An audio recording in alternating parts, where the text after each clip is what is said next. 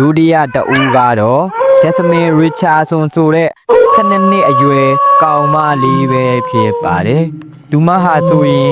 သူမမိဘ2ဦးသလုံးနဲ့သူမမောင်လေးကိုပါတက်ဖြစ်ဖို့အတွက်ကြံစီထားခဲ့တာပါထိုအကြံစီကိုသူချစ်သူဂျယ်ရမီနဲ့အတူအကောင့်ထဲပေါ်ခဲ့ကြပါတယ်သူတို့နှစ်ယောက်စလုံးယုံကြည်ထားတာက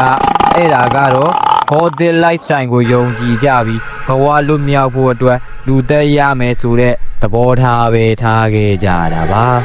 ဂျက်စမင်ကတော့သူ့ကောင်လေးဂျယ်ရမီကိုဗန်ပိုင်းရလို့ယုံကြည်နေခဲ့ပြီးတော့သူမတော့ Runway Bright ထွက်ပြေးသွားတဲ့သူတို့သမီးလို့ထင်နေတာပါ2006ခုနှစ်ဧပြီလ22ရက်နေ့မှာတက်ပြတ်မှုတွေစတင်လာခဲ့ပါတော့တယ်ဂျက်စမင်ရဲ့မိဘတွေအိယာတွေဝင်ပြီးအိပ်ပျော်ကန်ပြီးဆက်ဆဲမှာတယ်ဂျယ်ရမီဟာဂျက်စမင်ရဲ့မိဘ2ဦးသလုံးကိုဓာတ်နဲ့အချက်ပေါင်းများစွာထိုးနှက်ပြီးတော့တက်ပြတ်လိုက်ပါတော့တယ်ဂျယ်ရမီဟာတက်ပြတ်မှုပြီးနောက်ဂျက်စမင်ကိုသူ့မောင်လေးဂျေကောကိုတက်ပြစ်ဖို့အတွက်အမိန့်ပေးလိုက်ပါတယ်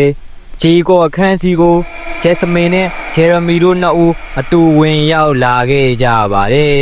။ပိုစင်ဂျီကိုကဘာလဲလို့ဂျက်စမင်ကိုမေးလိုက်စဉ်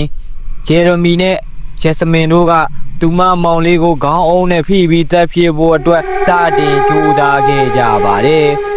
သူမမောင်လေးဂျီကိုကတော့သူမဂျက်စမင်ကိုသူ့ကိုခေါင်းအုံးနဲ့ဆက်ဖိထားပြီးမတက်ပြဖို့နဲ့သူ့ကိုလွတ်ပေးဖို့ခြေတွေလက်တွေလှုပ်ရှားပြီးရုန်းကန်တောင်းဆိုနေပြီမဲ့ဂျက်စမင်ကတော့သူမမောင်အရင်ဖြစ်တဲ့ဂျေကောကိုတွေးအေးအေးနဲ့ပဲတက်ဖြတ်ဖြစ်လိုက်ပါတယ်